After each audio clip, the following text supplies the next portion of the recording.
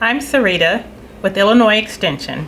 Today I will be making a jicama salad. If you've never tried jicama, the texture is similar to a pear. I'm going to be combining it with some colorful fruit to make a beautiful salad. Gently rub fruit under cool running water.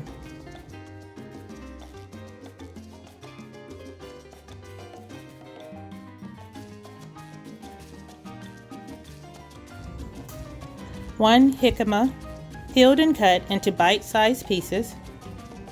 One mango, large seed removed, peeled and cut into bite-sized pieces.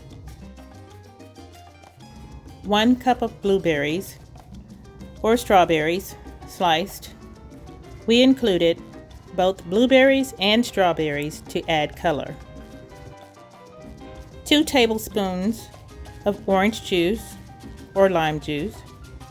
1 tablespoon of fresh cilantro, minced, or fresh basil or mint leaves.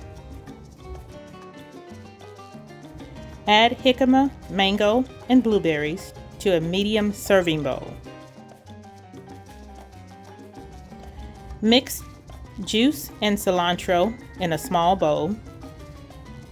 Pour juice mixture onto fruit. Toss gently to combine.